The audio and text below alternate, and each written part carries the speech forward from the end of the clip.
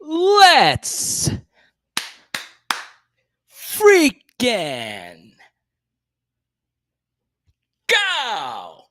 Bring me your energy. The rare Wednesday night live stream.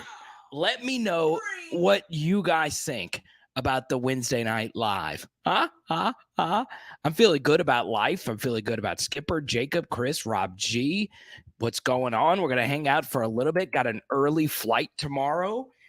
Going to Chicago, so we will not be doing a live stream tomorrow. I will have some kind of video, though, for tomorrow night because there is a lot that we have to break down before the big game this Saturday versus Florida. So welcome on in. Hope you're having a glorious Wednesday evening. And look, I want to talk about Joe Burrow. I want to talk about this New Orleans Saints thing, okay? I want to talk about whether or not you should be cheering for Joe and Jamar versus your dear beloved New Orleans Saints. Also, I want to share something that is quite interesting, to be honest. There's not really as many LSU fans that are also New Orleans Saints fans, right? For me, I feel as if there is a bigger divide than you would like to think, as far as like people caring as much about the Saints as they do LSU and vice versa. And there's also, more than you would think, more Alabama fans that like the Saints. There are more Ole Miss fans that like the Saints than you would like to think. Now, that number isn't as many as LSU fans that like the Saints, but there is a bigger divide amongst the people that like the NFL and people that really love college. I love both of them about the same. I would say I like college more just because of, this is my life, but still.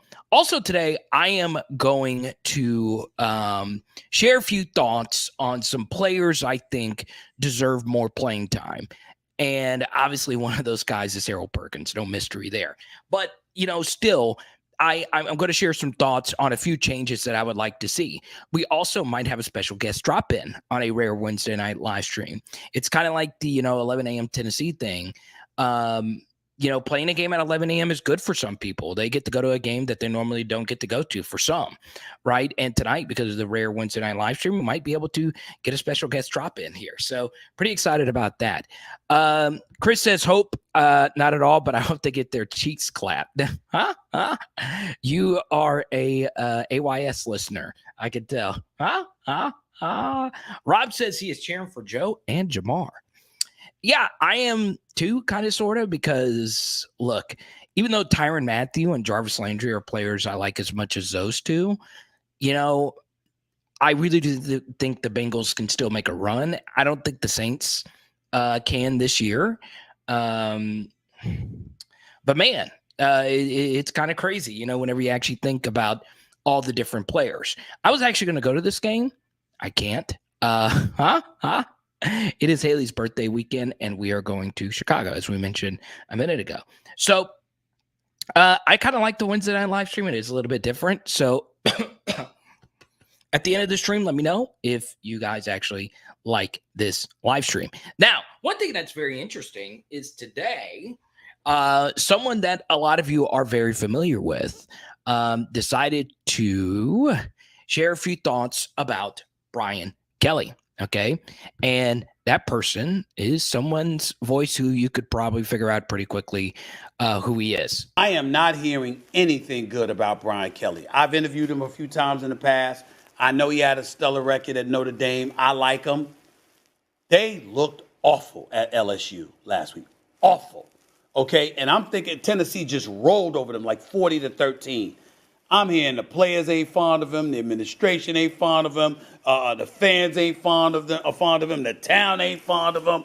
I'm gonna be looking to see Tennessee against Alabama, Paul, because it's gonna tell me whether or not Tennessee is really that good, or was it just that LSU is that bad?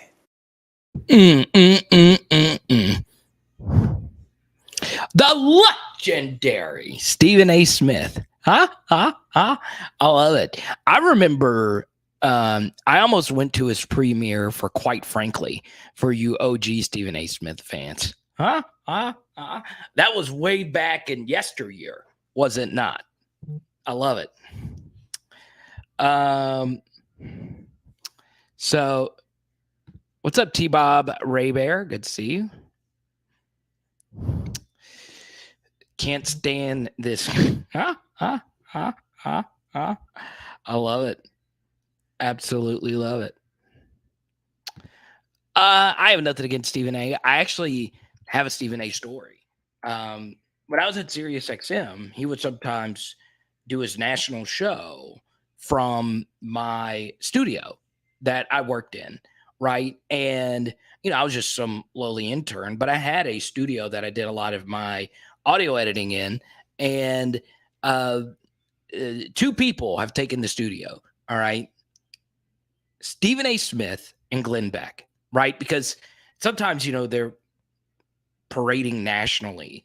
And if they're in DC, they need a place to do their national show. So they would just do it from the studio there.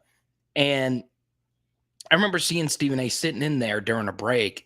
And for some reason, I didn't go in there and talk to him. I've always liked Stephen A.'s career path because my goal is to do a national something. But I could not disagree with him more with that. And I'm not just saying that because I'm an LSU YouTube channel. It's too early to say anything about really Brian Kelly. I do agree that we looked awful versus Tennessee. And it is interesting that he said, hey, there are some people that don't like Brian Kelly. Well, it's just true. But also what's true is there are a lot of people that just don't like coaches no matter who they are, right? For me, I wouldn't take too much stock in it, but it goes to show you that there are some people that, find what LSU is doing right now under Brian Kelly to be fishy.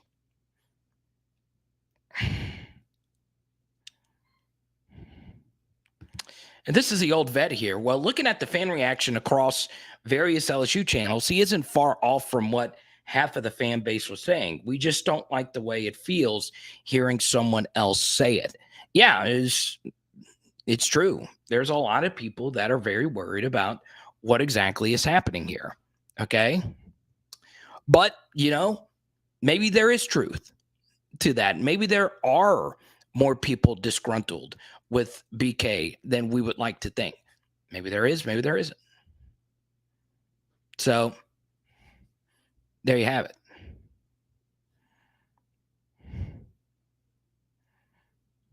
Loudmouth Stephen A. Is a clown.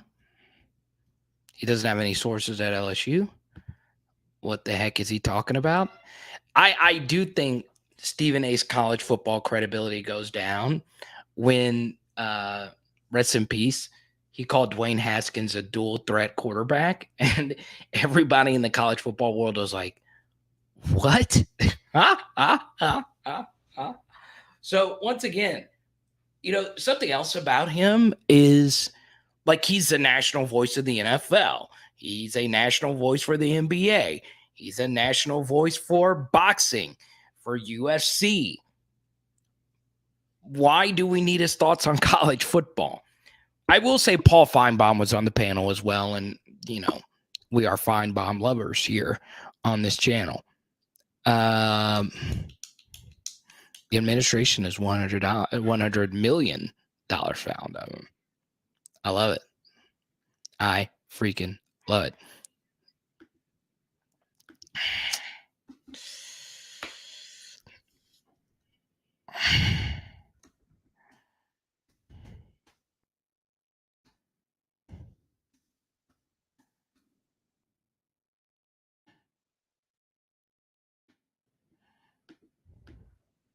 Let me put this.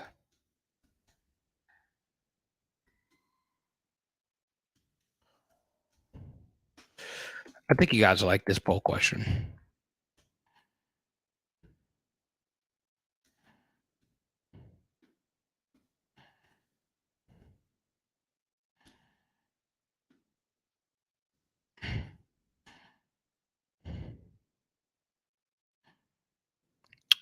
All right, let's go with these three. There we go. Hire Mike DeSormo. I'm glad he's getting his national love tonight. I don't know what the score is of that game. So, have they kicked off yet? I'm sure they kicked off. So shout out to Coach DeSormo. I don't know him, but I always cheer for Louisiana folk coaching a Louisiana school, and obviously, he'd been at the program for a while. So, let's go to T-Bob Bear. A little birdie told me Florida's highest rated offensive lineman via PFF probably won't play against LSU. T-Rob Bay Bears got sources. Marshall under Coach Huff.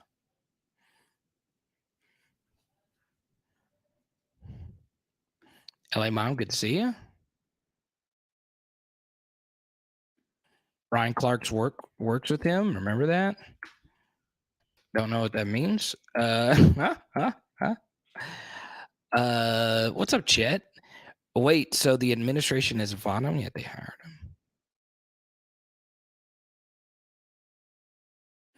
Most LSU fans are Cowboys fans and Steeler fans. Makes sense.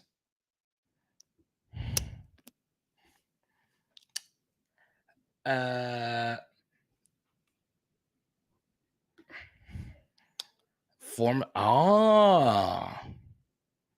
like it. So let's chat some Florida. Okay. First thing. They're very talented. Javon Dexter, their defensive tackle, is a really good football player. Okay. But he's played a lot of snaps, more so than any other defensive tackle in college football. They're not that deep on their defensive line. They have a really good linebacker in Ventrell Miller, but, you can run the football on them. You can. Secondary's talented. Florida secondaries are always talented. But yeah, they play a lot of cover 3. I was watching a pretty good Gators football podcast on Twitter. It's very interesting. So yeah, a lot of middle of the field close kind of stuff. LSU's offense, and we said it versus Tennessee, they should get some things going at some point. Florida's offense, I think, is a little bit better than we give it credit for, right? I think Florida's offense, you look at their explosive play rate, they're the second most explosive offense in college football. When you look at runs 12 yards or more and passes 15 yards or more, they have a 20% explosive play rate, better than that of Alabama up to this point, better than that of Ohio State, better than that of USC. Very interesting. So yeah, Florida's offense is really good. They also throw picks. Anthony Richardson will throw interceptions. They will cough it up. Their running game will go cold from time to time. But they are explosive, right? Ricky Pearsall, Justin Shorter, 2 really good receivers for them. The Zipper guys, a really good tight end for them. And their running backs, 2 Louisiana natives, right? Now, they're also a little banged up. So some things do set up really nicely for LSU in this game. Okay? Ed was good.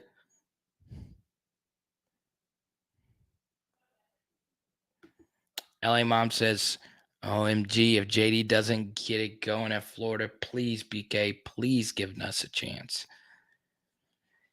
Yeah, I semi-agree with this. I do think, Jaden did some things really well versus Tennessee.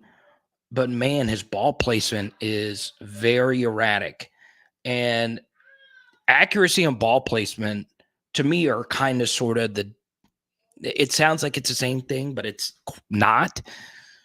Accuracy issues for me are just guys that throw uncatchable balls, right? Ball placement is you're at least getting it to the receiver's hands, but it's not the most catcher-friendly kind of pass. I think Jaden has issues with both, and, his ball placement is very inconsistent. So it's very, very, very interesting. I also think there is a growing sentiment that Walker Howard will get an opportunity later this year. Okay. Now, when will that be? Well, more than likely, that would be the UAB game. I don't think Brian Kelly is going to put himself in a situation where you risk a young man's red shirt when you don't have to, right? It would be different if Walker Howard was the top backup, but that is not the case. Okay. So the truth is, LSU needs better ball placement.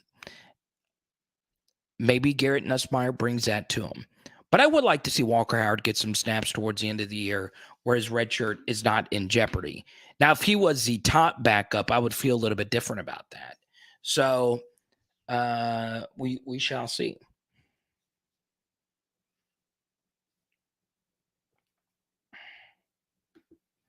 There are 3 shows on right now. Well, I didn't mean to impede on anybody else's show. Just doing the rare Wednesday night one. I might start doing some Wednesday night streams. I don't mind a lower key, little bit more conversational. Well, all our streams are conversational like this. So yeah. Tell me something good. Boom, boom. Tell me that you like it.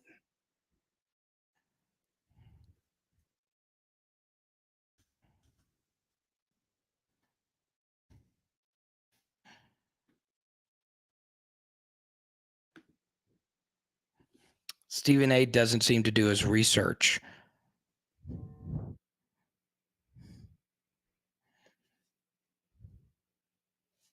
End of sentence. Ha, ha, ha. Yeah, Zipper. It's a good point. But I think it's one of those things where it's like, well, what's the value of the red shirt compared to what's the value of him actually winning you some games right now?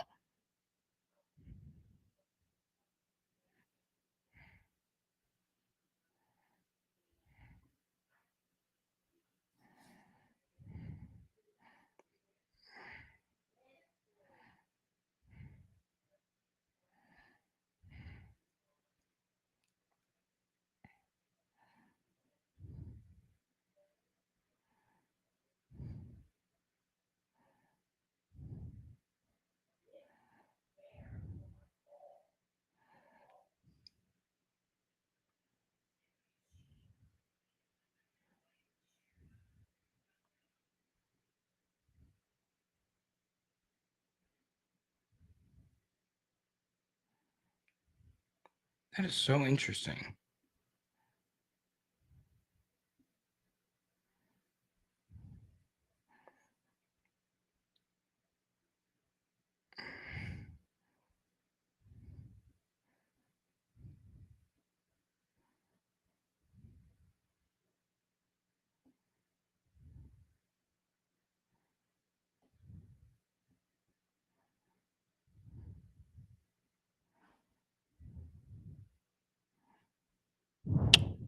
So,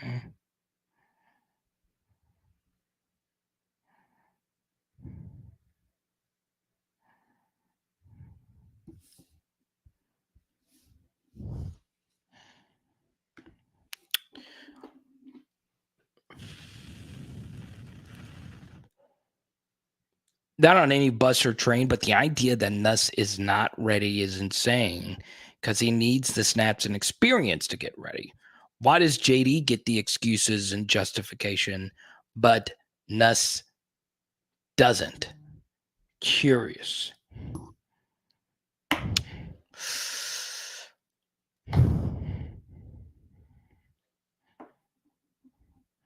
Why does JD get the excuses? Doesn't. I think part of it for me, Danny, is look, I appreciate you, Ed. I love it too. I think part of it, Danny, is LSU is in a spot where, you know, Jaden has not lost any game with a mistake, right? But I will say, if there is a game like he had versus Tennessee against Florida where the balls are misplaced, if you will,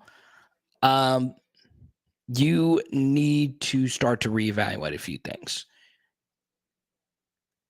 Obviously, just based on what I have heard, Garrett Nussmeier did have an issue with turnovers during the private portions of practice. He had issues with turnovers in the only game that he really played in last year with meaningful snaps versus Arkansas. So I think that's part of it. But I also think for me, with some of the pass protection issues that LSU's had, at least Jaden gives you a chance to get out of some of those spots. Now, would I like to see Garrett Nussmeier get another shot to play a Power 5 game? Yeah, or just another shot to get a chance to play in just any game? Yeah, absolutely. But I like it to be meaningful snaps instead of just like mop-up duty. Because, look, in New Mexico, mop-up duty, he was fine. In Auburn, in a really tough spot, he was fine. He wasn't spectacular versus Auburn, but he did what was needed to get out of there with the victory.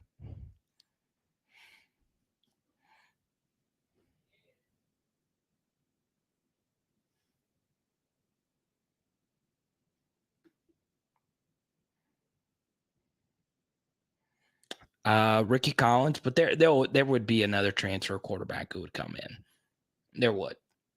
I don't know who that'd be. But also, you got to factor this in as well, right? Jaden Daniels was as quality of a quarterback as you could have gotten in the portal when LSU got him, right? Like in a perfect world, everybody gets a Caleb Williams or a Quinn Ewers. But, Jaden was that guy. So, for me, I'm fine with that. I'm fine with, Jaden performing the way that he's performed up to this point because he has had some really stellar outings, but he's in those outings a little gun shy. And eventually those things catch up. And that's where we are right now. So he's not bad by any stretch of the imagination. He's not just awful, but there are aspects of the game where he does not excel.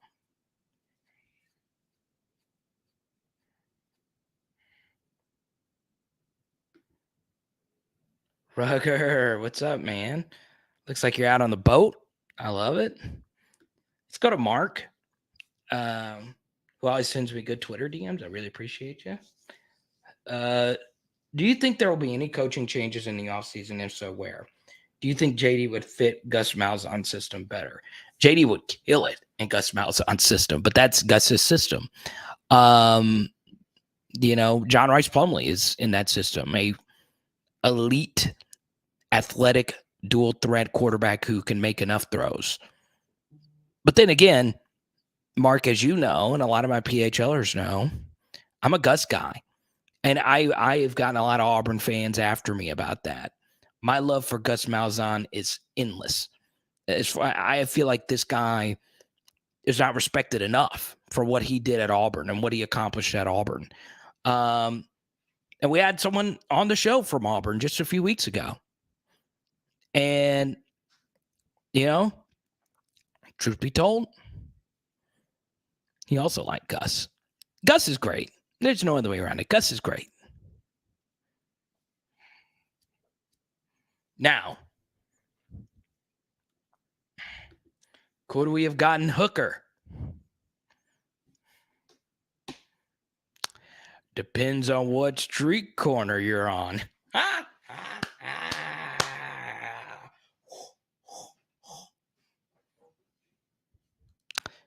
don't know. Hidden Hooker's amazing. Lame jokes aside. The Hooker Ojolari thing was kind of crazy last week.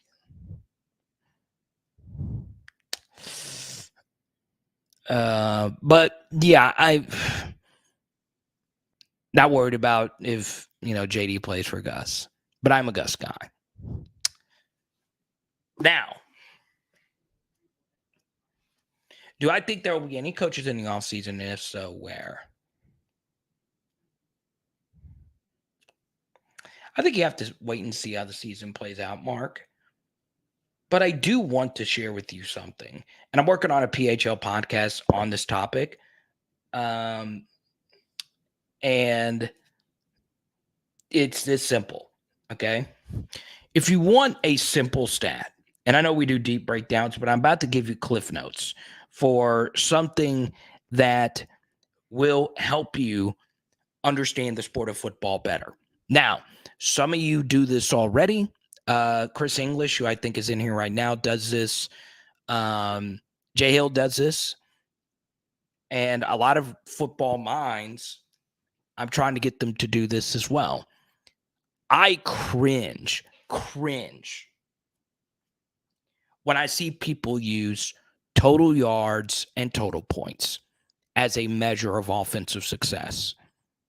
It tells you something, but it's not nearly as accurate as yards per play. Now, are there other metrics that are better than yards per play? Yes, success rate, I believe, EPA per play. Those are a little too advanced. I don't love them as much as I love yards per play. It's just basic. How many plays do you run? Divided by your total yards, that gives you yards per play. Now, yards per rush and yards per pass attempt is something else that I look at. But anytime there is something that says yards per is always going to be and tell you a better story than total yards. Okay? Now, the issue is LSU's yard per play numbers are historically not great on the offensive side of the football, right? And the only year it was great, well, actually, there was a few years where it was great. Well, you guys know that year where we averaged 8 yards per play versus Power 5 competition. Now, the magical number is 6.2. 8 will never get to 8 yards per play again. That's impossible. There's only been one other team that has done that versus Power 5 teams. Okay, average 8 yards per play, but we had Joe Burrow and Jamar Chase. So yeah, if you excel at yards per play, you have a good shot of making the college football playoff, or at least you're putting yourself up there. And that number is 6.2, right? That is the number that you want to average versus Power 5 competition. Right now,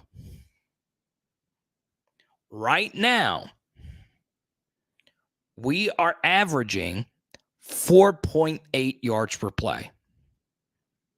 4.8. We have got to get to 6.2. We are 11th in the SEC. Max Johnson-led offenses average more yards per play. We have got to get better. That number, it doesn't matter how you do it. Run the freaking wishbone. We're almost better running the wishbone than what we're doing right now. I'm dead serious. We always one of my teammates, Hunter, one of my high school teammates, and I'm an LSU fan. You see him pop in here and has a little trolly comment, and he says, LSU should run wishbone. That's all he ever comments, and then he leaves. But now I'm like, wait, hold on just a second. Put Jack Mashburn at fullback, and let's Tommy Frazier this daggum thing, okay? The key to having good yards per play numbers is explosive plays. Now, remember what I said earlier? Florida, for all their flaws,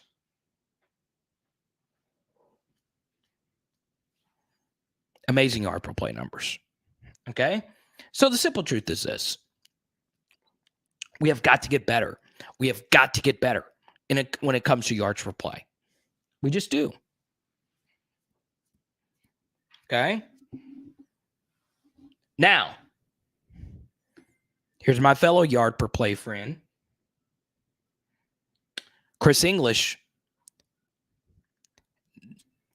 Chris and you guys know Chris and I don't agree on everything. You know who else? You know who else said run the RPO stuff? Somebody that knows a thing or two about playing quarterback at LSU, Matt freaking Flynn. Thanks to Mark Cumby. He sent me a message. Mark with Matt Flynn with T-Bob. Run RPO stuff for Jaden. I don't know why we're not doing it. It seems pretty obvious that we need to do something. And that one would make a lot of sense. But then again, I don't know anything. I don't know anything. I will say this. I will give you a few players that I think LSU really, really, really needs to think about playing in some different roles, if you will. Okay. One of those players is Mason Taylor. He's struggling a lot right now. And I would play somebody else at this moment in time over Mason Taylor. And that somebody else is Jack Bash. I would at least think about it, right? At least see if Jack can play some tight end for you, which historically he's been able to. Okay? Look at this really quickly.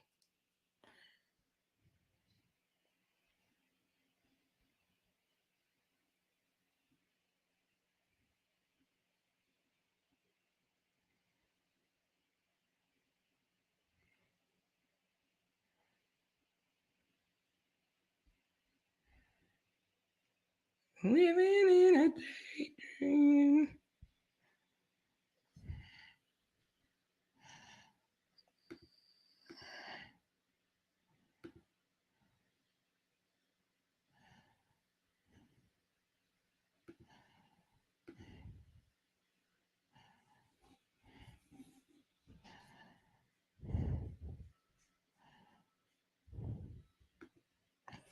I believe we need Kelly time to build this program. When Kirby took over Georgia, it took him a while. That's true. It's absolutely true. So, we'll see. Now, before we get to our special surprise guest, a few other things before we continue. Okay. Don't forget the free Power Hour LSU podcast. Honestly, don't look at the analytics on that. All you got to do is type in Power Hour LSU on iTunes, Spotify, any of those services. Make sure you check it out. Also, Power Hour SEC. We are approaching 1,000 subscribers there.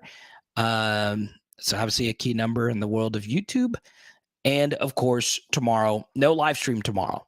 Okay. So I had to give you guys a special treat for no live stream tomorrow. We are going to one of this man's favorite cities on the planet Earth.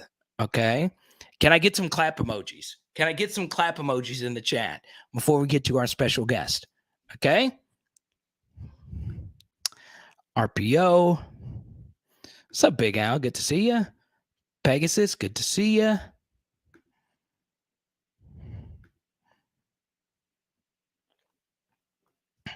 It's the auntie with the lemony twang. Ha, ha, ha. Bang! There he is. What's up? None other. Fan Lathan, past PHL guest. Look at you, man. Got the authentic LSU helmet. I'm excited. Excited about what? I'm excited.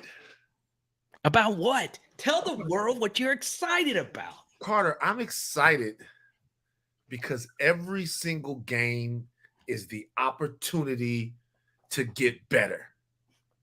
Huh? Every game is an opportunity for special teams to not muff kicks.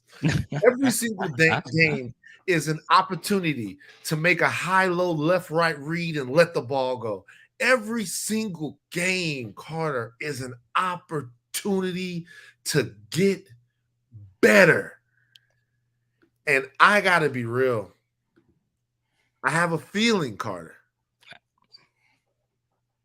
I have a feeling that down in Gainesville, in the swamp, the swampiest place in college football, we're going to get better. So that's a W. That's a W. It's an automatic W. Let's go. Tell me this. You obviously Van Lathan, Higher Learning, Spotify, but most importantly, your biggest claim to fame, PHL Super Chat legend. That's me. That's him. That's what I do. What? So we haven't talked about this on the channel. Did you like the all-white uniforms this past weekend? No, not really. Traditionalist? I like the old school Herb Tylers, baby. You know what I mean? I like the mesh jerseys, baby. You know what I mean? I like the old school Herb Tylers, man. Give me the Billy Cannons, the Dalton Hilliards. You know what I did like though? I like the Color Rush joints. Remember the Color Rush ones? Did you like them? The gold ones, the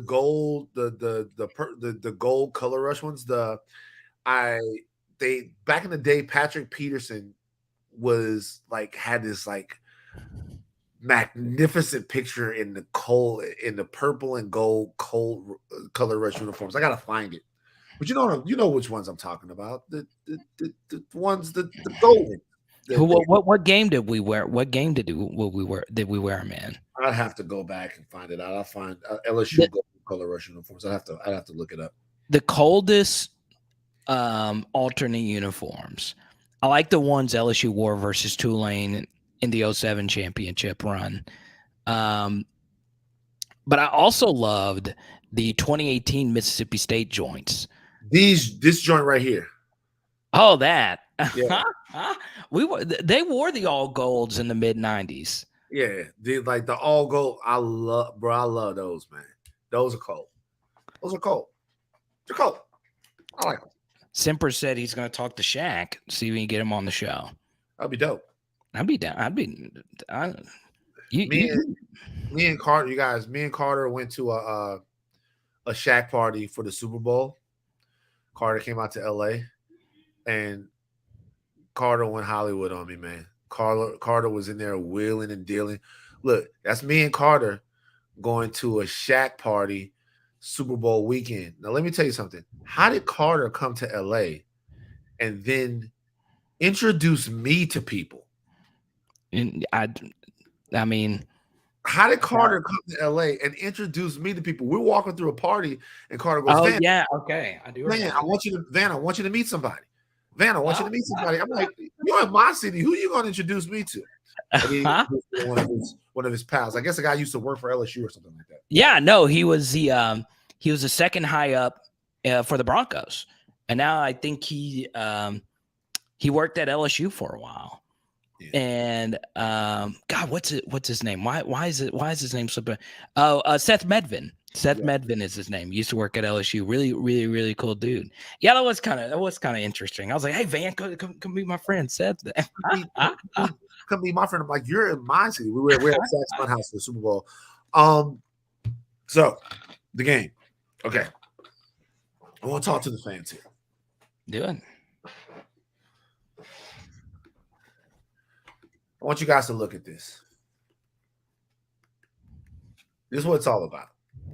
Okay. Now, before the season, we were in a low place. Let's be honest. Yeah. We're in a low place. We're in a place that a program like LSU should never be in, Carter. Okay. We are playing in the Texas Bowl. Okay. Well, who do we start? We started John Trey. Yeah, John Trey. I love that guy. It's an LSU legend. I love it. Started him at the QB position.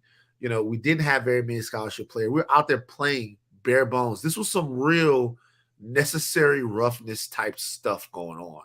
You know, this was tough, Remember the movie where Scott Bakula was the quarterback because they kicked all the players off the team and all, and they had to go out there and play. So look, it was a tough situation. And what happened? We ate the summer berries. All of us ate the summer berries. The summer berries come out, and we say, hey, our program was in shambles, but new regime, new outlook. Here we come, straight to the top, doing our thing. All right. The reality is where we are now is where we were always going to be. The most disappointing part of the season thus far is the erratic ascension of some of these things. The inconsistency is what you want to see change. Getting incrementally better and then getting incrementally worse is not what you want to see. You want to see a team that is finding itself, and then by week 7, week 8, feels like it knows who it is. And I would be honest with you that the reality is that hasn't happened as much as we would have wanted it to have happened. I get that. I understand that. However, if you look at the state of LSU football right now, we are at least back to a situation with this team where we have expectations again, where there's some sizzle again, where we feel again, right? And whereas it hasn't been gangbusters, we're not 6-0, top 15 team. We screwed off a game with Florida State, or else we might be 5-1. The reality is there are a lot of things for all of us to be happy about right now. There are. There doesn't seem like it. Think about it. Harold Perkins, if they decide to play him, I heard that they might actually put him into the transfer portal. He might be playing for Mississippi State by this time next week. Of course. If they decide to actually play Harold Perkins, what a stud he is. Will Campbell, God bless the kid, has turned out to be a competent SEC lineman in his first year. He's taking his lumps, whatever. You can see the flashes in Emory Jones. You can see the defense plays like nasty when they really get in their groove. You can see that the team competes and wants to win. How many times last year did it look like these guys were just kind of like not on the same page with their competitiveness? So there are a lot of things to be happy about. Is special teams one of them? No. But I'll say this. I feel that we're going up to Florida State to do something special. And if you believe in that, I want everybody to put a Y in the chat. Put a Y in the chat. If you believe, you got to believe. So, hey, look, this is Danny right here. Danny thinks you should do the T-Bob for the next game. You be the voiceover for the hype video. Maybe I will, Danny. By the way, Danny, you're one of the best chatters that we have here. Shout out to everybody. Shout out to Danny. Shout out to the Master Blaster. Shout out to Music, who Carter blocked on that last stream. That was so you wanted me to block him. Carter was so upset. Carter was like, "It's so funny, you guys." First of all, I want to take a minute and say something about Carter. Carter has no idea of all of the people that I watch and talk to. I think that I watch Power Hour LSU more than I consume any other content. Carter, you're amazing at what you do. This is just the beginning for you. The sky's the limit. You have a real intense talent for analyzing, contextualizing, and synthesizing information from football games. You really do. But seeing you after we lost and how dejected you were, oh man, was hysterical. I'm sorry. You were like, Music, I'm just gonna have to block you. I just had to. I never, you do watch me a lot, which is cool, right? As do Fitzpatrick. What's up, Fitzpatrick? Good to see you. Skipper definitely is in every live chat. Skipper can attest to this as well. I don't block people. Right. I don't know why. I don't even know why I blocked Music. I don't even remember what the reason was.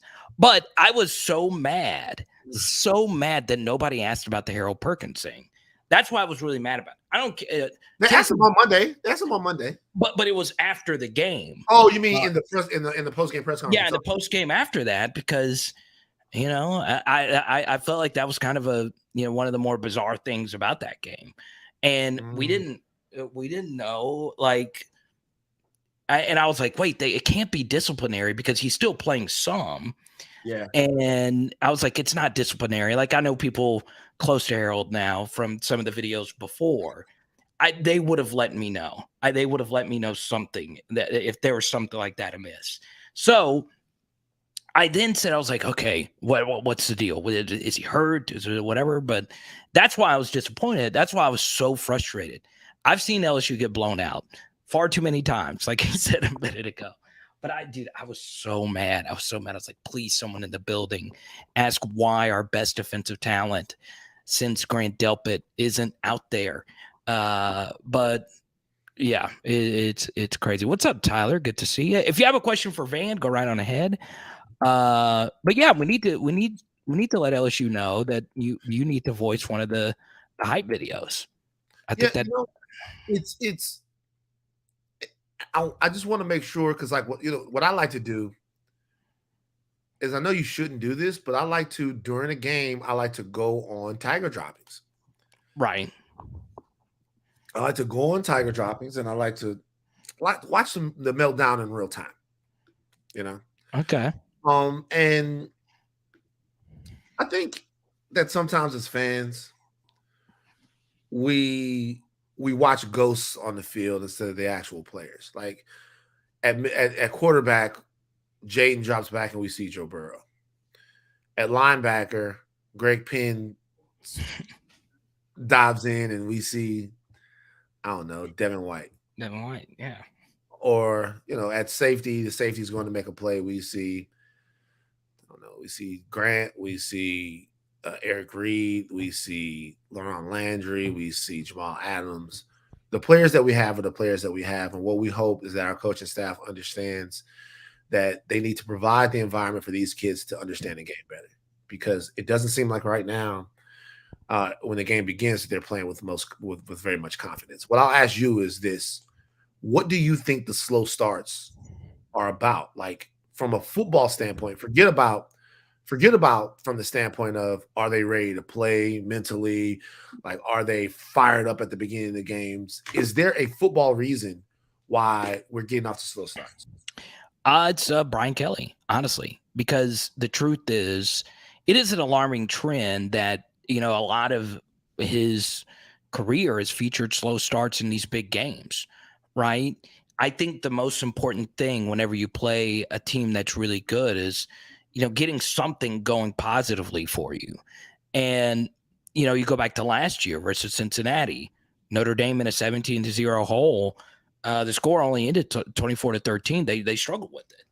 I think that's part of it. It does, lend to, if I'm Brian Kelly, I would say, look, is there something that I'm doing in our scripted set of plays to start games that give away keys for what we're doing?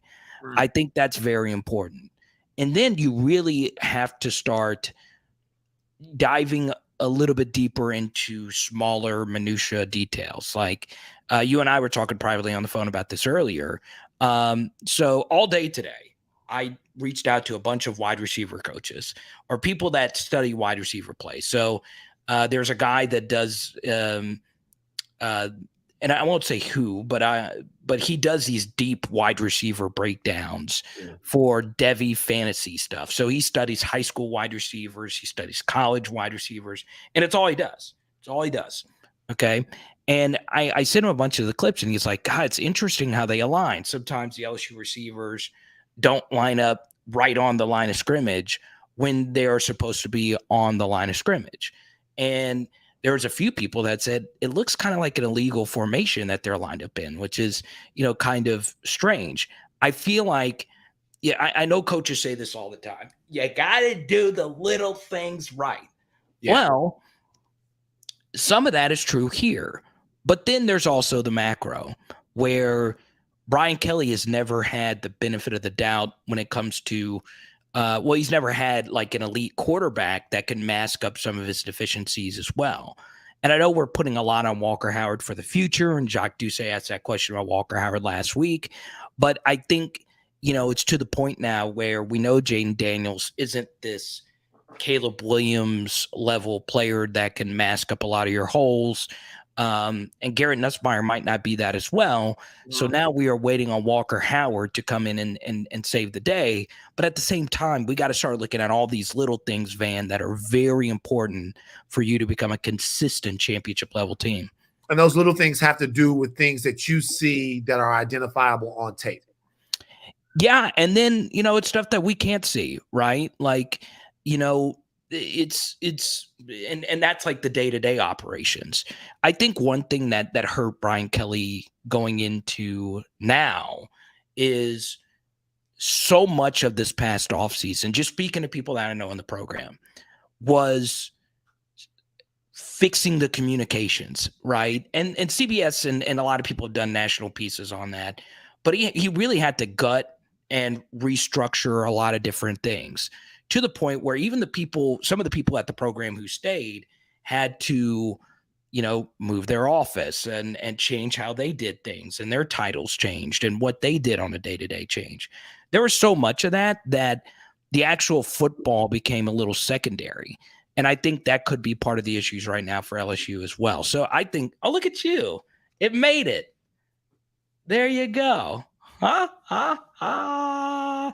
your PHL shirt. But you were saying though? Yeah, tonight I do think that might have hurt Brian Kelly getting ready for the season as well, because there was so much non-football things that needed to get fixed, and a lot of people are very familiar with those things, right? So, like, I know I've been critical of BK over this past week for the the Tennessee performance, but it is just one game. And it is just year one. And I am an LSU fan, and I'm always going to be optimistic to a certain degree. But Van all I ask, let's be competitive versus Florida. Let's be competitive versus Ole Miss. If we win, we win. If we lose, we lose. Let's just do the little things right. And if we do those things right, we can, be in a game and find a way to win it. What's the line at Florida? 2.5. Okay. In favor of the Gators. In favor of the Gators. So basically, that's basically a home field line. You really don't think you're to the point with the team to where you're like, let's just be competitive. You don't give LSU much of a shot to beat Florida. No, I give them a shot. I give them a good shot, honestly. It's just, if you muff punts, we've seen a lot of teams muff punts lose. If you do that, you're going to lose. That's all there is to it. Just catch it. Catch the ball. Let's hear. Van, do you think Keyshawn has lost a step? My personal opinion is he won't be back to himself until next season. So Carter and I talked about something. Wide receiver is a position that really demands rhythm. It demands rhythm. You have to be in rhythm because the snap and the flow of the offense is very important to you, kind of like getting your timing back, your rhythm back, your feel for the game back. And for a guy that's coming back off of injury, and for a guy who hadn't been on the field, having an offense that doesn't have a lot of rhythm, that doesn't have a lot of function and a lot of flow, it's just like the worst thing that you can have. So for Keyshawn to get in and to not be able to feel his way through the offense, because let's say that he was 80% of the receiver that he was last season, right? Let's say that he's that, or not 80, 85, 90% of the receiver he was last season physically, right? Now he's on his way back to 100%. Right. If he was at an offense where he could get close to maxing that out, feel the ball, take the hits, accelerate, decelerate, get his mind and his body back into the game, you'd see him progressing faster than he is. But what he's having right now is, oh, that's my frat brother. That's my frat brother. Yeah, man. Look at Pitts. I've gotten to know Pitts. He's in Ricky Collins' inner circle. Yeah, that's my frat brother right there, man. Shout out to Pitts, doing a good Lord's work. Love that man, man of God.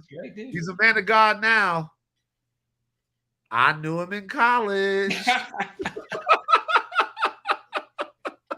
Oh, come But on, yeah, Fitz. so he's always been a man of God, but Yeah. sometimes you stray away and you come back. But yeah, so I think it's hard for Keyshawn. I'm not one of the guys who wants to give up on Keyshawn. I'm not one of the guys who wants to say, "Oh, Keyshawn," but he's not playing well. No. Like he's not playing well right now. He's not playing well, and they need to find him a way to. You taught me all the wrong things. It is on. It was your fault. I know it was your fault. I've hung out with you. I know it's your fault. You need to, they need to find a way to kind of to get him reengaged.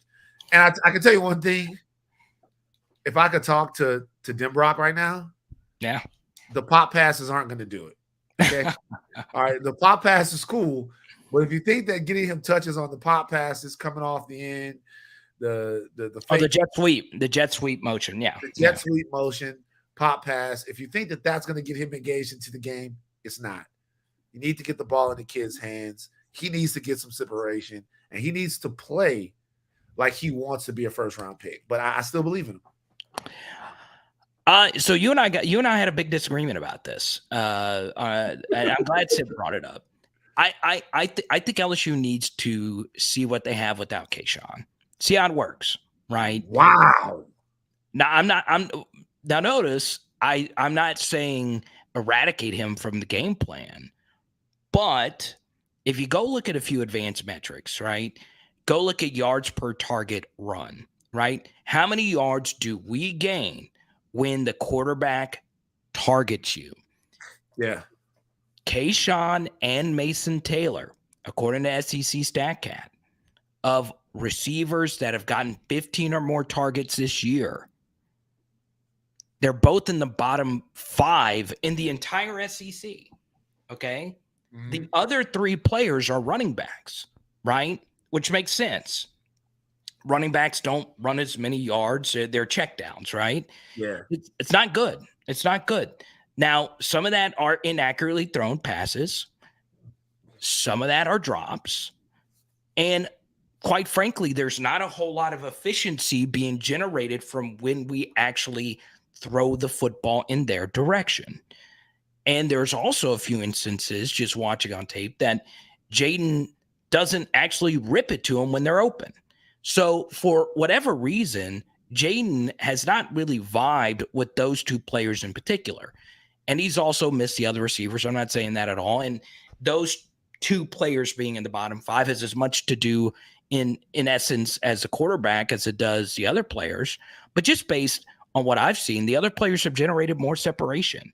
And at this point, Sip G, I actually slightly agree with them. I would like to see the LSU wide receiver room be BTJ, Malik, and Jure as the starters, and play Jack in the 10.5 personnel. That's what I would do. You simply cannot bench this kid right now, man. And I get no. Tell me what you told me earlier, because this is why you can't bench Keyshawn. And Carter makes a good. Carter actually had a super good counterpoint to this. If you bench Keyshawn now, to me, that opens up LSU to negative recruiting. And let me tell you what. Let me tell you what I mean. You have a guy that if you bench him, he will opt out or he will transfer, guaranteed, right? And then you'll open yourself up to other coaches in the West that's come in and say, hey, you're a big-time receiver coming from wherever. Of course, there are going to always be kids that are just going to come to LSU that want to come to LSU. Right now, I have some eligibility left. You know what I mean? Shout out to Pomansky for sending me this stuff. D-Palm, the binder, baby. Like, he doesn't know that I've been working on my game. So if we can't fix it, you guys are going to see the second coming of Jamarcus Russell out there, 290 pounds at quarterback, slanging the rock. Okay. Anyway, but I digress. What I'm saying is that I think it's a bad idea to take your preseason All-American wide receiver coming off of injury and put him on the bench, because I think it sends the wrong message to not only the team, but to recruits. that Brian Kelly doesn't know how to utilize the talent that he's inherited at LSU. You go from a guy having games where he catches 15 balls, like, you know what I mean, to us not being able to use him in the offense. It makes your staff look like you don't know what you're doing and that you quit on the kid. Like, That's a good point. So to me, I think you gotta let him stink it up. You gotta let him try to find his way through this. And also, if somebody could really take, I mean, right now Malik is playing so much better than him, you know. And I think Jure is a little bit more reliable than he is right now. You know what I mean? So and BTJ has played amazing. Brian Thomas Jr. has been amazing this year. He breaks a lot of tackles. Now, is he a quiet guy? Yeah, but I look, BTJ has exceeded my expectations this year. Right, it wasn't just training camp noise, right? Sometimes, you know, you see a guy dominating training camp like he did, and he's actually producing. And yeah, some of his, you know, his big 2 explosive touchdowns have come against, you know, Southern and New Mexico, but he's still breaking tackles versus Tennessee. And good things happen when you target him. And that leads us into a different idea about Keyshawn. You take a look at Keyshawn and Mason Taylor. What those 2 players have in common is neither one of them were around during the spring, right? And the targets and the rhythm, if you will, has worked really well with the other players that were there in the fall working with Jaden. And I will say this, Jaden looked his most fluid when he played versus New Mexico. I know it was New Mexico, but it was the way that he played. He did throw the football more quickly. It didn't look like he was just forcing the ball just to force it to somebody. Yeah, I felt he was better. Now, this is where it gets complicated with the, you know, should we play Keyshawn less than what he is right now? Sure. Is that it depends. Like, for me, if you're not going to play Nuss, you've got to put the receivers on the field that Jaden has played better with up to this point, because, you know, the offense needs to be centered around who your quarterback has really thrown the football to with rhythm and on time and with accuracy. And the other guys, he's simply done that. Statistically, yards per target run is the case. Also, Keyshawn and Mason Taylor have some of the highest drop percentages in the SEC at this point. Now, some of those weren't perfectly thrown footballs by Jaden. Jaden does not throw the prettiest ball. It is sometimes a wobbler. I honestly, this is catching the ball on the slant. Okay. This is catching the ball on the slant right now. How many slants have been grabbed like that? Shout out to it's hard. Shout out to Jaden. Yeah. But yeah, you know, we shall see. So, Rutger, as terrible as it is, the current narrative is focused on Keyshawn not living up to expectations. You move him from the lineup, the narrative could change to BK and staff have failed him. Tough call. Yeah, it's true, right? And then that goes along with Van's point. That's really well said, Rutger. But yeah, I'm not saying take Keyshawn out of the game plan. The issue is it's not as if LSU doesn't have other receivers that can't go out there and get it done. And I will also defend Keyshawn in this. He has opened up some coverages because defenses do respect him still as the dude. It's just there were some times in the Tennessee game where they locked him up man to man and we weren't generating said separation. So it is very, very interesting. But I'm still a pro Keyshawn channel. I still got one of my many. I know. So here's the thing about Carter and guys like yourself.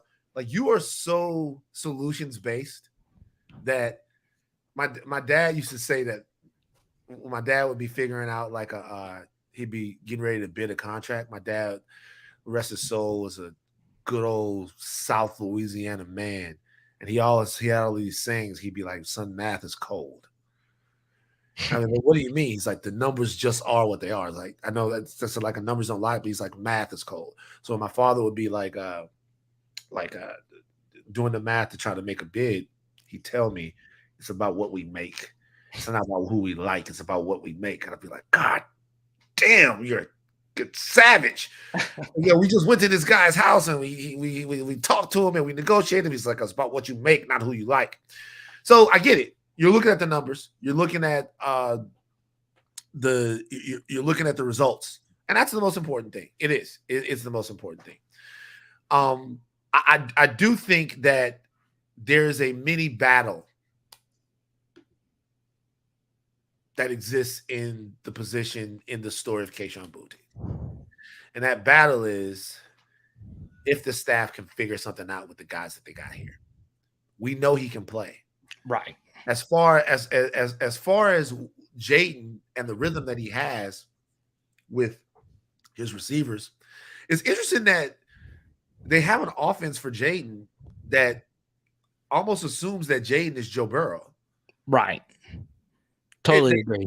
Like the offense that they have for Jaden, it seems like I keep saying Jaden.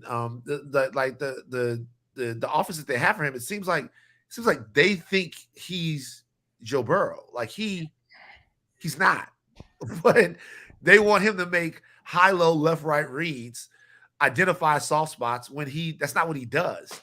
We rarely ever move the pocket. And by the way, I'm not acting like I know more about football than Dem Brock and Brian Kelly. I'm not saying that at all. Me too. But yeah. It's peculiar. It's odd. I will say this. I don't know if you saw this earlier or not, but Matt Flynn, word for word, bar for bar. What meme is that from? No, that's Funkmaster Flex. Word for word, bar for bar. Said the same thing you said this morning. Did you know that? Oh, I didn't know that. I did. Yeah.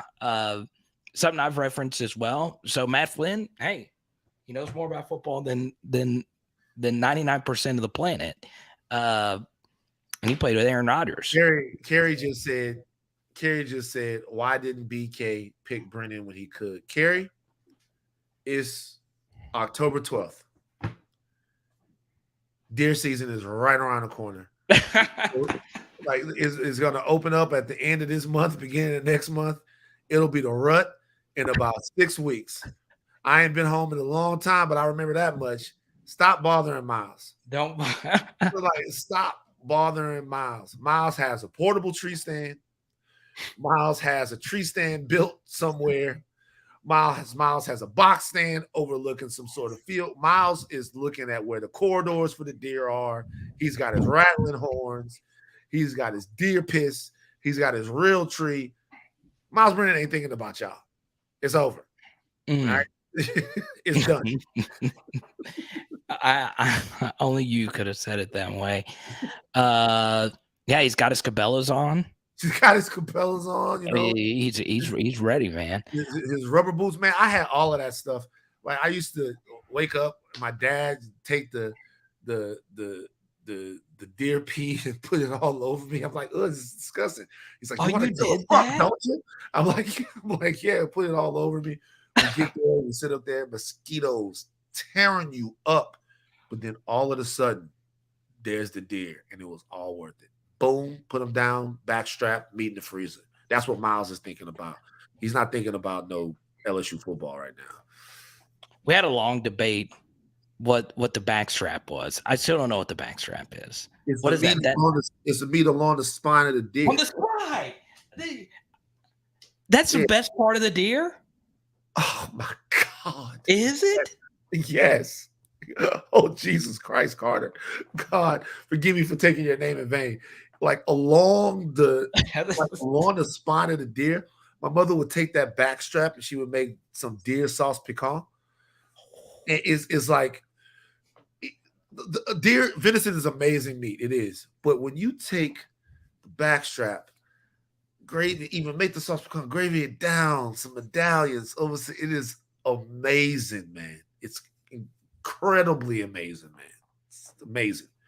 No, because we had a segment. I need to bring the segment back with name that meat, and I had a photo of like just raw elk, and it was backstrap, and he made like elk backstrap tacos. It's very, very interesting.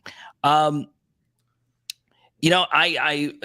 one more thing on Keyshawn. It is always more, no matter what, the quarterback and the play caller is always going to be the more important point of the equation. The Okay. play calls have got to get better. And especially, the way Matt Flynn stated it, earlier today with T-Bob, you've got to make things easier. And one thing about LSU, lowest in the SEC when it comes to RPO percentage, amongst the lowest when it comes to play action percentage. Play action is a quarterback's best friend. Now, there's different kinds of play action. There's different kinds of RPOs. I would do that, right? Especially considering Florida had their most success versus Tennessee with play action passes. Florida's had a lot of success with play action passes. And they had a quarterback in Anthony Richardson who, like Jaden, was struggling. But play action helped him out. And it's gotten Anthony Richardson playing better football right now. Would you say that our inability to run the ball affects our play action game? Because he's got two great backs over there in Florida. It doesn't. So there have been a lot of studies done on this where, yes, you would prefer a great running game at all times, but play action can still be effective if the running game isn't effective. And that's why I would still do it. Now, one thing I will say, Van, is my highest graded, and for those that are part of the PHL Patreon, they know this, but my highest graded offensive player was John Emery in this last game. Interesting. John did a lot in this last game. He broke a lot of tackles, fell forward on a lot of dead running plays. And honestly, I think the worst thing about our offensive performance was the running scheme in and of itself. Last year, to get us going, we started running more counter. We started pulling more guards. I don't know why we haven't tried that yet this year. And our rush yard before contact wasn't good versus Tennessee. It was a disaster. So I'd like to see LSU run the football. Florida's front seven is very thin. They're talented, but they're thin. So maybe, some good old-fashioned Les Milesian kind of stuff might work. I have a question for you and everybody in the chat. Yeah, go ahead. You can add one past LSU player to this team to make the team better besides Joe Burrow. Joe Burrow is the only player from a past LSU team that you can't add to this team right now to make them better. You get to choose one player when they were at their best, put them on this team. You can't choose Burrow. Who would you choose? Me? Yeah. There's a few. Okay. Lyle. Definitely Lyle. Okay. Yeah, LSU's guard play has been very inconsistent, and Lyle will make anybody. He will make some things happen for you in the run game. So prime Lyle, but obviously, you'd have to pick a quarterback, right? So that would be Russ, Flynn, or Matt, the next tier of quarterbacks behind Burrow. Who would yours be? There it is, guys. Guys? I don't know if I'm allowed. I don't know if I'm allowed to say that. Strictly football. Strictly football. Guys was that dude. There's hey, look. Strictly football. It'd be Darius, guys. Actually, this is a good one right here. Rob G. That's actually Rob. I'll tell you, Rob G's been rocking with me for a while, and people know he thinks outside the box. Rob. I like that. Rob By the way, G. I gotta say, Kirby, I don't think Leonard Fournette would be able to produce in this offense. No. I don't think Leonard Fournette would be able to. Oh, Chad Lavallee. Whew, Chad Zilla. I don't think Leonard Fournette would be able to produce in this offense, man. Now that I think about it, I'd probably say Ryan P. Because Jay Russ would need an OL. Paraloo wouldn't. Paraloo was a beast.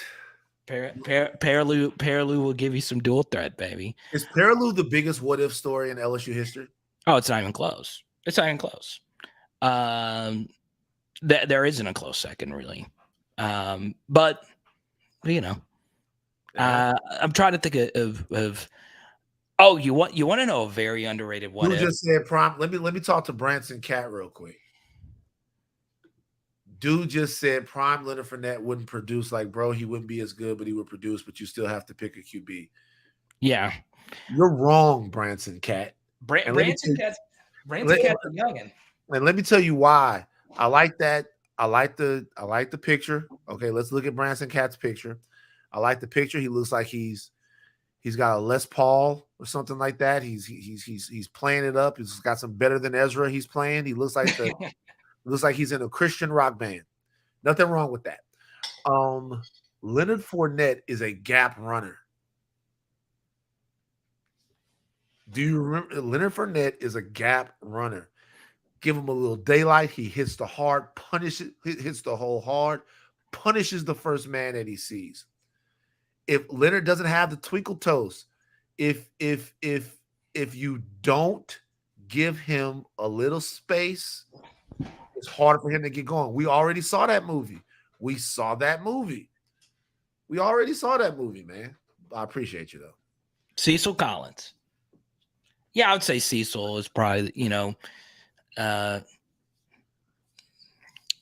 big what if. I'm going to give you a deep cut what if. Okay. Right? Maya Tuema, if he would have kept his off-field stuff, okay? So this was a true freshman 5-star guard from Texas. I remember him. And he was phenomenal as a true freshman. Whatever the case was at Southeastern, why he transferred to Southeastern, he would have been a first-round pick, and that could have gotten LSU's out-of-state offensive line recruiting, which is still lacked, going a little bit better. So Maya Tuema is a big what if, because he was good. He was really, really good coming out. So yeah, I think that's a deeper cut one. But I'm trying to think of like if there's any other like anyone else that's like as close to like Perilou and Collins. I'm trying to think. So you got Perilou, you got Collins. I'm thinking about so many LSU players I loved back in the, those random LSU. Everybody in the chat, name the most random LSU player that you loved.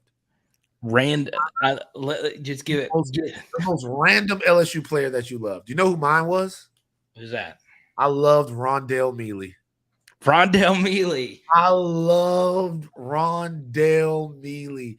Good change of pace back there with Kevin. I loved Rondale Mealy, man. Rondale was one of my favorite Tigers. Like, give me your go-to random LSU player. Look at this. This is a deep cut right here. That's it. Rondale Mealy autograph. I had to have a Rondale Mealy as a part of the collection. I want to Joseph Adai. I love Joseph Adai, man. I love Joseph Adai, Texas, man. Alfred Blue, D'Angelo Peterson. What's up, Hilly? Jim Taylor, Ridley, Rid Dog, man. We did not celebrate Stephen Ridley's run versus Tennessee enough. We haven't celebrated him enough, period. Charles Scott, Sammy Martin, Mickey Guidry. Anytime someone asks me who is the most underrated or most random when I get asked that, it's always Terrence Tolliver. Always. He's great. Terrence Tolliver. I will defend Terrence Tolliver's greatness till I proceed into the afterlife. Whichever one I go to, I whether it's up or down, I will tell at the pearly gates or whatever's down there, Terrence Tolliver is underrated. Those would be my last words. Terrence Tolliver is an underrated LSU Tiger. Do you want to hear my Michael Clayton story? Let's do it. Okay, so there's a place in Baton Rouge. Jay Hill might know this place. If Jay Hill's in the chat, Jay Hill might know what I'm talking about. It's called Ali Broussard Beast. Alley Cat. Ali Broussard Beast. So there's a place in Baton Rouge called Ketchum Fitness, right? It is. Do you know this place? No, I don't know. Okay, so Family Christian Academy is Jimmy Swaggart's school. FCA is Jimmy Swaggart's church. It's over off Bluebonnet, right? Yeah. So if you're going towards the mall, on the right side of Blue Bonnet is where you go have church, Jimmy Swagger and stuff. And Okay.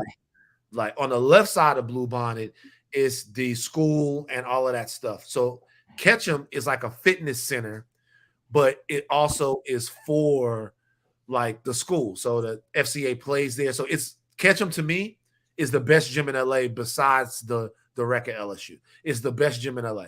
Okay. And for a while, if you were a young athlete, see, Hill says he knows about it.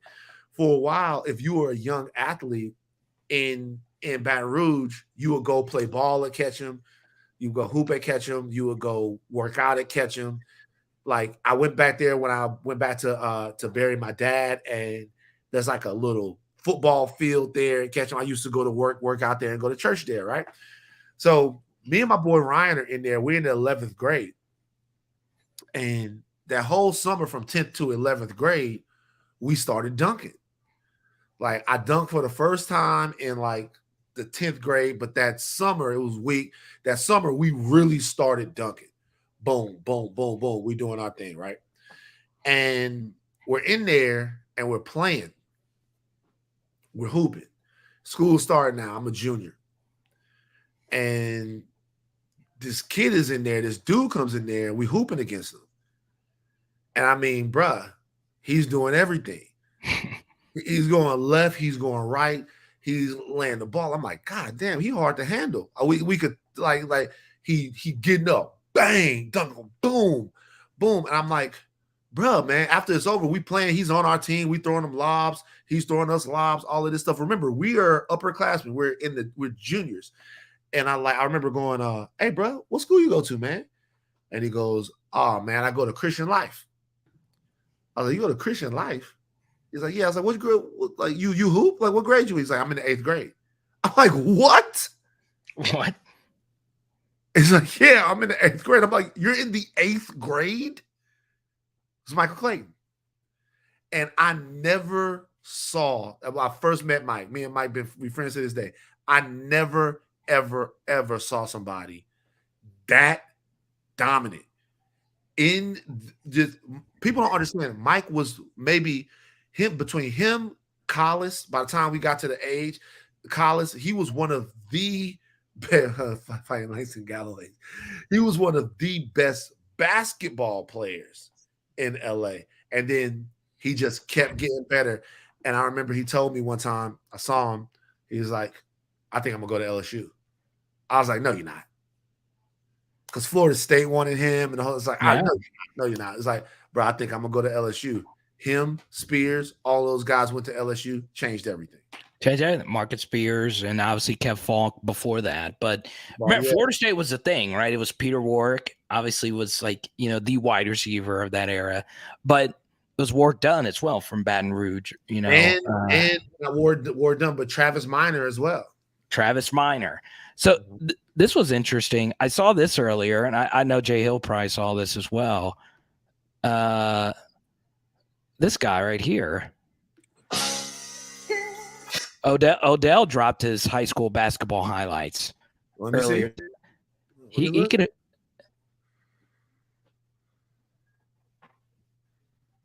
Odell could hoop. Yeah. Look at that. It's amazing. Where's Jay Hill? Let us know where Odell's signing. Is he going to the Bills? God, I hate Newman. Why do you hate Newman? I hate Newman, man. Can I be honest with you?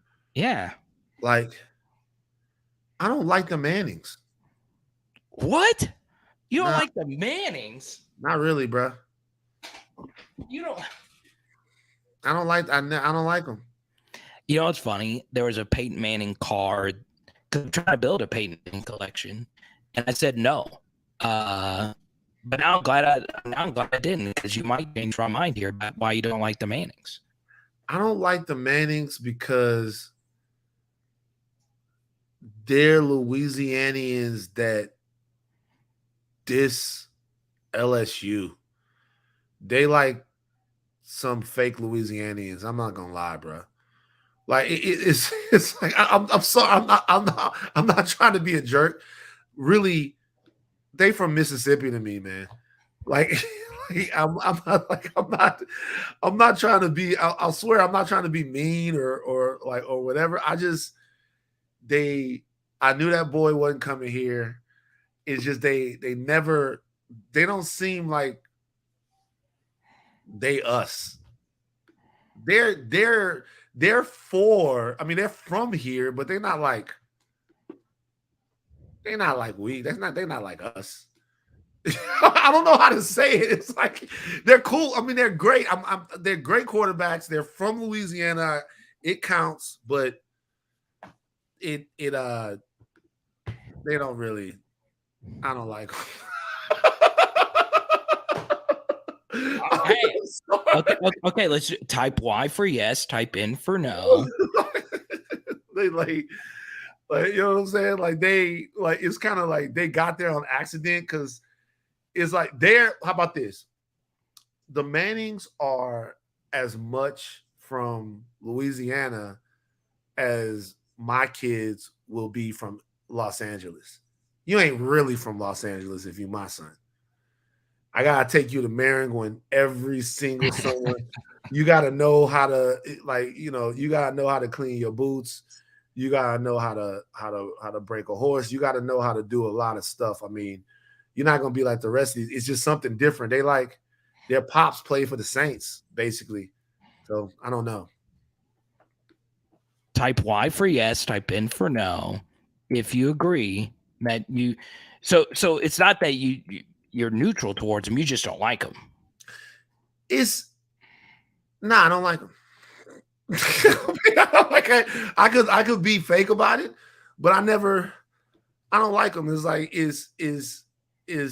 they don't put on for us, man.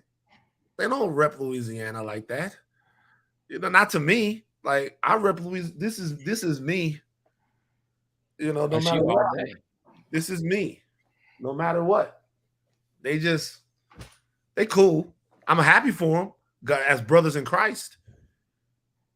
Like I'm happy for them, but I don't really like them. not really. Carter, I'm sorry. I feel like I like that. You can't like. I mean, I don't. There's people I don't like. Like who don't you like, Carter? I like how they just zoomed in. Let me see. Famous athletes I don't like. Floyd Mayweather. I don't really dig him either, but I just think he's boring. His fights are boring. He's the least exciting boxer of the elite boxers ever. But in football, like I don't care for Tom Brady. If I never own a Tom Brady relic, I'm happy. I'm fine with it. So yeah, but just trying to think if there's somebody like Louisiana related. I don't know. I just always like Peyton. I mean, Eli's fine, I guess, as well. Well, it's not like I want them to do bad, but I like people from the crib to be from the crib. And like right. Arch Manning, I was still at my old shop when Arch Manning was like a freshman when he was first doing his thing. And everybody was like, man, have you seen Archie's grandson and all of that stuff? Like he's right there in New Orleans. LSU's going to be great. I'm like, he's not going to LSU. It's like, what? Like, we're not good enough for the Mannings. He'll go, like, he's not going to go, like, well, not that we need Arch, but like, he's not going to LSU. He's not good enough for the Mannings. Like, we're not good enough for the Mannings. They don't care about us. They so whatever. J Hill says, don't be shocked if OBJ doesn't play this year. Wow. That's, I don't know, because the ACL was so late, being the Super Bowl and all. But if I'm the Bills, I'm just signing him just to have him on the team. If I'm making a run, I'm signing that guy. J Hill, how much do you feel like OBJ has left? I'm curious about that too. I mean, what is he, 2014 class? Yeah, he should be like 28, 29 now. I mean, he's still, yeah. But like, so he's got what, 2 years of prime left. And then like a year or so being a possession receiver after that. Unless, you Jerry Rice didn't play till you're 40, which is still ridiculous. I don't think we'll ever really see that again. He's an unreal athlete. Him at 85% is better than most. Okay. Interesting. Yeah, I'm a big OBJ fan. I get down with OBJ. I had the OBJ haircut for a while. You're lying. I did. I don't have any photos on me. I could look one up real quick. I looked horrible with it. Carter, we gotta see it. I gotta find it real quick. Let me see. Good to see you targeting Kerry Sith. OBJ saved the back end of Eli career like Jets is doing for Kirk. I'm wondering if Jay Hill's going to make a comeback. Let me tell you something about Jay Hill with the picture of Nuss in his AVI. Isn't that crazy? Jay Hill, absolute beast. My father, God rest his soul, used to be like, that Hill boy from Redemptress. When he get them shoulders turned, there's nothing that boy can't do. I love that boy. That boy run like my dad used to say. So my father went to Southern, played for Southern back in the day, when Walter Payton was at Jackson State. So every good running back reminded him of Walter Payton. My father never moved past Walter Payton in the pantheon of like great running backs. That was the end all be all. My dad would be like, Walter Payton at Jackson State. You know what I mean? And so like he watched Jay Hill. He's like, he's smooth. He's a smooth but vicious runner, just like, and I'd be like, Walter Payton, right? And he'd be like, yeah, Walter Payton. Sweetness, baby. Who are you cheering for this weekend? Saints or Bengals? Who, me? The Saints. Why would that be a thing? We're talking about to Jay Hill? No, well, for Jay Hill and for you. Oh, I'm Saints all the way. I love watching Taysom Hill do his thing last night. Are you as big of a Saints fan as you are LSU? Not nearly. I'm not. I'm a bigger LSU. I love the Saints. Don't get me wrong, but LSU football is my number one sport. I love other teams and all, but LSU football is my number one sport. Like I would trade LSU winning a national championship for 5 years in a row of the Saints winning 4 games. I would too. Yeah. And I'm a Saints fan as well. Yeah. All right, so let me you getting the picture? Yeah, I'm getting the photo right now. I want to see it. I think my barber won an award for this. I'm kidding. Totally made that up. But yeah, let's see. Dude, it looks so bad. But I'm doing it just because you're bullying me. We have to see it. Jay Hill play with Kenny Hilliard. Yeah. Kenny Hilliard was good. No ceilings, baby. But yeah, I got this cut for Odell because I was a big Beckham fan too. And I actually saw him at an LSU game, and I didn't go up and say, hey, I got this crazy haircut. But there you go. That's it. I had it. Tyler, first of all, Carter, first of all, that doesn't look bad at all. It doesn't. But I don't know if I'm allowed to curse on here, but no, go on ahead. I would too if I saw that for the first time. You look like a fuckboy. You look like some dude out to steal some dude's girl, man. That doesn't look bad at all. But I never would have thought that you were ever this guy, boy band, evil guy in an 80s movie. You look like you picked on Daniel LaRusso. You're like, hey, you can't come to our school. You're from the Valley. That's what you look like in this thing. It doesn't look bad at all. it's a look on you that I never would have thought that you tried, man. It doesn't look bad at all, man. So Jay Hill, tell Odell, thanks for the inspo. I appreciate it. And believe it or not, okay, I should get her in here.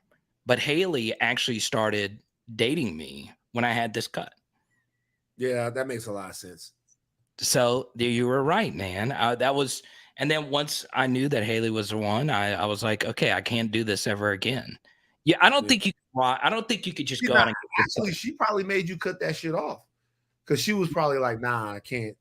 She's like, "Yeah, that was good enough to kind of get this whole thing started, but I can't continue now. Can't have me out on the prowl looking like that. Can't have you out on the prowl looking like that. And then look how you're looking in the picture too. Like you're looking, like you're looking. Look at you right there. You look so untrustworthy. That's not a trustworthy face at all. If you, bro, I'm telling you, if you were doing the videos with that cut, I would dislike all of them.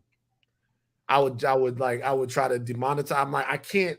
That I wouldn't, because I don't trust that guy. That guy is trying to worm his way into my cyber system and steal my mom. It's crazy. It's amazing how many times people have called me Urkel. Cobra Carter.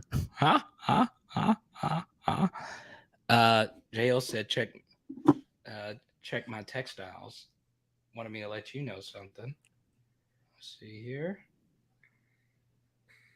Okay. I'll let Van know that. That's pretty cool. I just saw a kid from Western Carolina do a windmill from the free throw line. No. Yeah, he did it. Tonight? He did, yeah. They just my little brother sends me stuff like that. I guess they posted it on the situation. What? Okay, so Carter. Yeah, I know. What unit needs to improve the most for LSU to beat Florida on Saturday? Quarterback and special teams. Right. But you take quarterback out because everybody's going to say quarterback. But honestly, it's special teams. It'll lose you so many games because special teams, what makes it very interesting is there's never a series of special teams, right? It's one play. And what's very interesting is it wasn't so much that LSU played poorly on special teams. Tennessee also schemed us well, right? So, for instance, not all kickoff return units line up like LSU's does. Oftentimes, like how I would line up a kickoff return unit is have two guys on the wings so you don't do the pooch kick where you don't have the returner having to run full speed and make a somewhat difficult catch. Now, I'm not defending Jack dropping that ball, but it's different when you're running like that. You don't know like how close anybody could be to you when you catch that ball. I like to have two guys on the wings right there so you can't pooch kick in that little area. Right. Also, the punt return design that Tennessee implemented was really, really good, right? If you go back and you actually look, one of our best players on punt team, I'm biased. I've let you know this, Van. We've gotten to be good friends with Slade Roy. I like Slade a lot. And he's been a really good player for us. Like he's been really, really good at like downing punt. Reliable, yeah. Yeah, he's a great snapper, right? But they schemed to have him blocked on the deep punt return. And you notice where the punt return went, it went up the middle, right? So that was one less person down there to make the tackle. And Tennessee did a good job coaching up their special teams units. Also on special teams, little known thing, is we burned a timeout before Tennessee kicked that final field goal that they missed before the half. So those were three gigantic special teams errors that really hurt LSU because at the end of the half, our end of half management wasn't great. And if we had the extra timeout, that would have helped us, try to figure out what exactly we wanted to do. Maybe you call the timeout and you call up a better 4th and 10 play. Maybe you call a timeout and you actually decide to punt. And if you decided to punt, they probably don't score. Instead, You had to preserve the timeout. You get sacked, and that extra yardage helped them get in the field goal range, and that was a 6-point swing in and of itself. So, for me, special teams and quarterback. What about you? I think it's definitely special teams. Yeah. I think the reason why I think it's special teams is because I'm not talking about a team right now that needs to have a position group go out and win a game. But I am talking about, like you just said a second ago, a position group or a group that I just don't need you to lose the game for us. You put us behind the 8 ball, then nothing that we do works. Special teams has got to play better in one of the toughest places to play in college football in the swamp. Special teams has got to play better. And I don't know what that is. I've heard so many different theories on why special teams is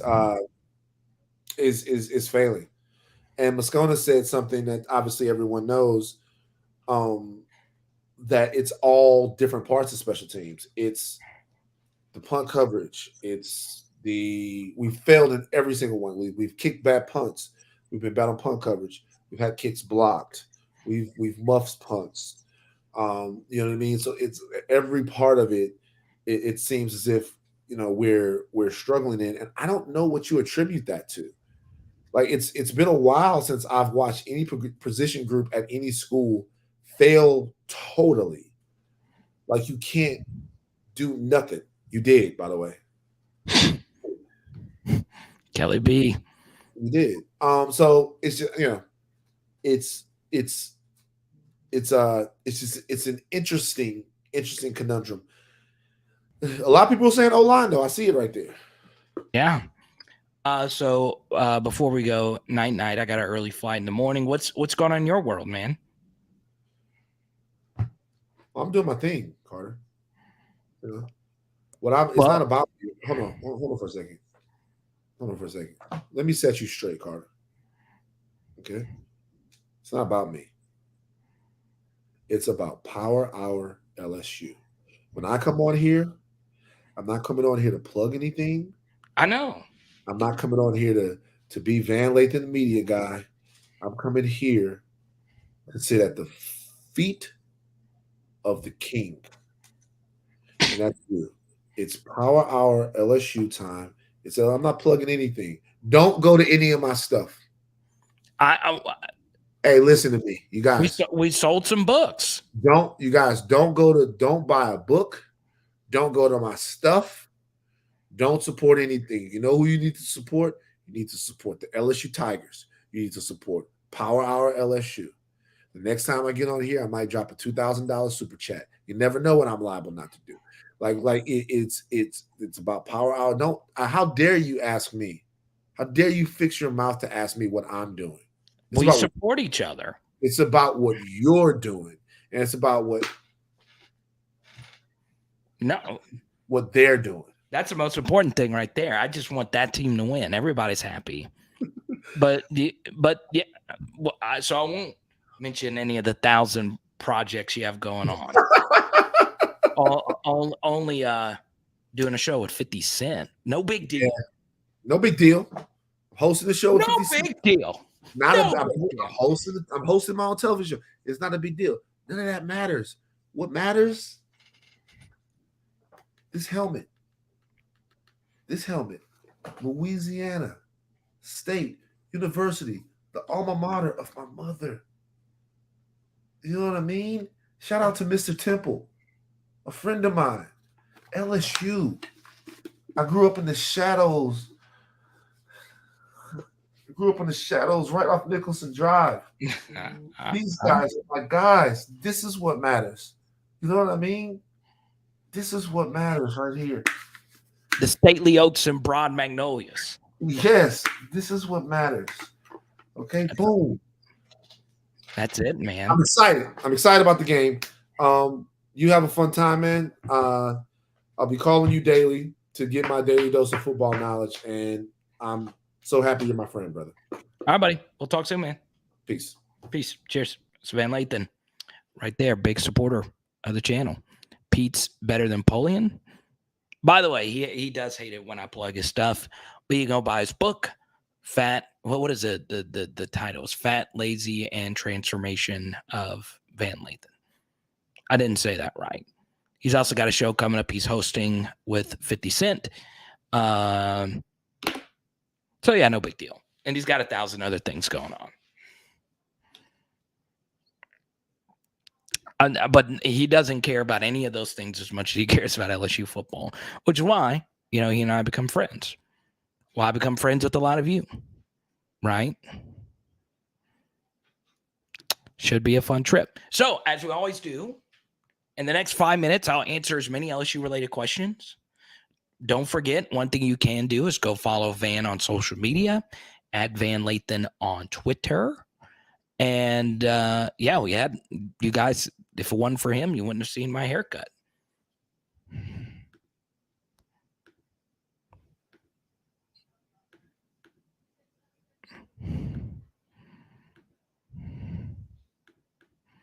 There you go. Staring at you right in the eyes. Huh?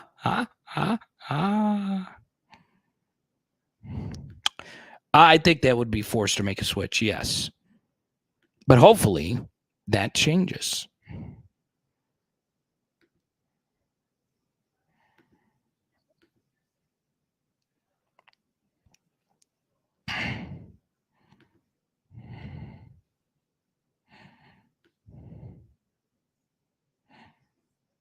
$7 student cut. Huh? Well, all right. Guys, thank you so much. It was a fun drop-in from Van. Fun hanging out with you. Keyshawn, prove us all wrong. Prove us you are that mother effing dude this weekend. Hope we win. Now, tomorrow I will have a video of some sort tomorrow night. Should be very interesting. And we shall see what actually happens when LSU takes on Florida. Okay?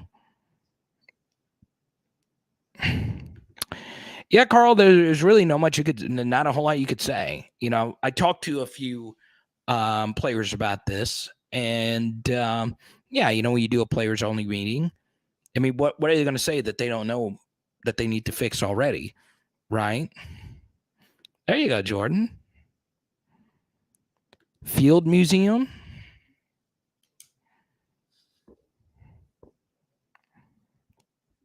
Write that down. It is raining hard outside.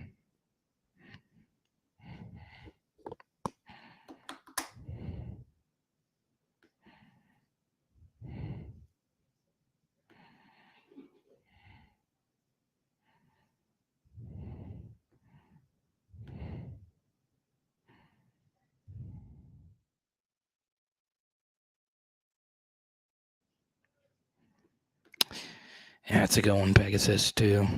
We do need to get better.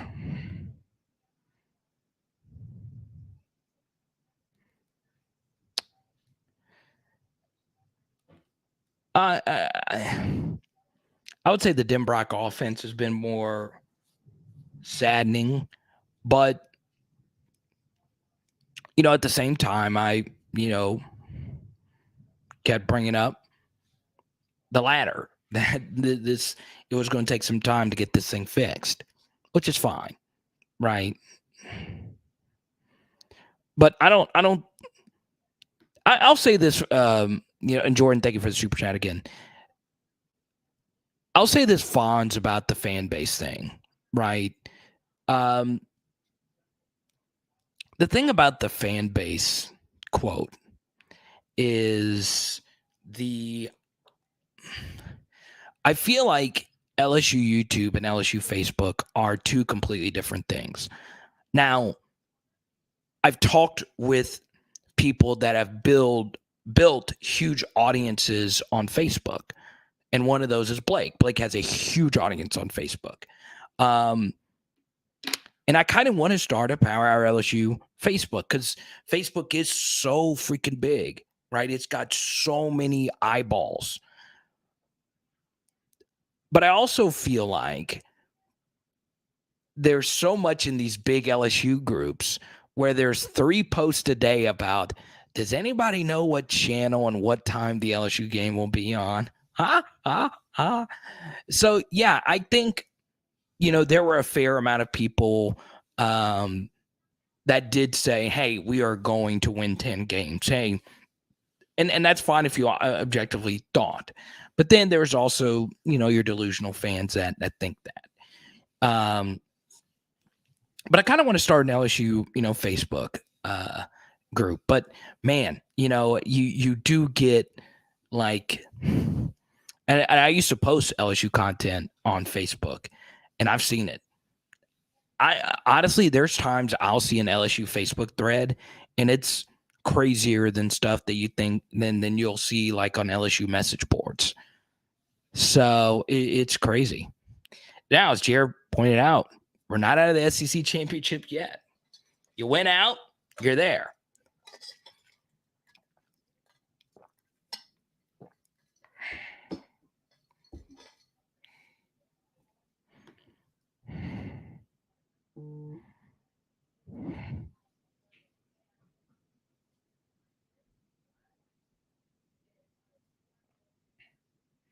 Wisconsin offensive lineman Logan Brown will enter the transfer portal. Former 5-star who started 3 games this year. Interesting.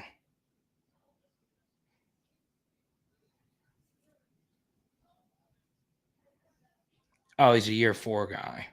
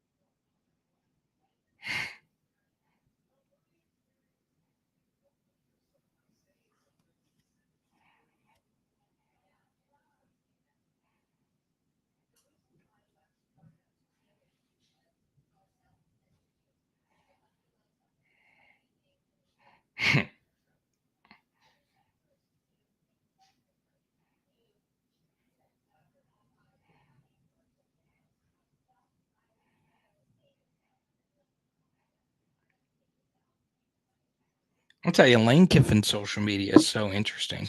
Apparently, he just tweeted out this photo of when,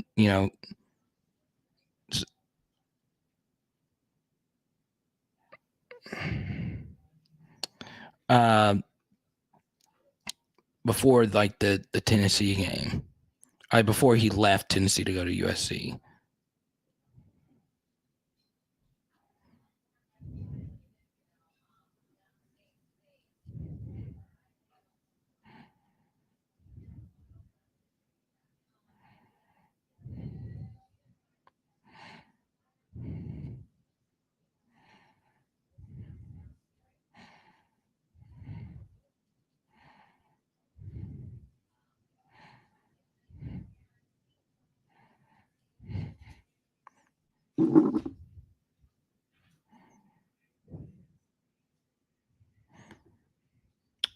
I get this a lot. I'm not as smart as those guys. I guarantee it. I guarantee it. It looks like my film analysis, while I do take pride in it, and I am lucky to know a lot of coaches and have learned a lot about the game.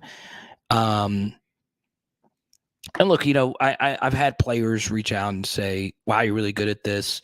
Can you look at this or that or whatever? First thing is, I wish I had access. The one thing I wish I could do to make the film studies even better is I wish I had access to all 22. I don't have access to all 22. So it does limit you. So if there was one major thing, obviously, if I worked for LSU, working for my dream school and being back in Baton Rouge, or I would do it from here. I would do it for free from here. Would obviously be the biggest thing, but my favorite thing would be having unlimited access to all 22. I would want to look at the all 22 from the the 01 SEC championship game. That's what I would just dig through every all 22 archive that they would have. But yeah, I appreciate that. And I do get that compliment a lot, but I guarantee you, those people know what they're doing. Now, how that information is processed and analyzed is different. I can't know that. And also, as much as we talk about scheme and all of that, and, we have another scheme issue here, it's the players. It's always going to be who your players are. 99% of the time, it's going to be who your players are. We are being hamstrung a little bit. There are some things I would do differently offensively, but it's always going to be your players, always. So even, even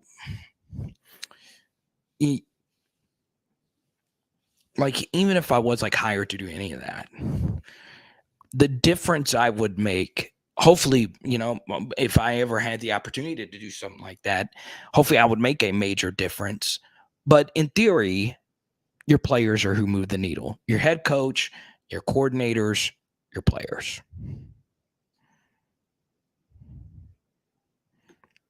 So all 22. So you watch the game. You watch the game from a broadcast camera angle.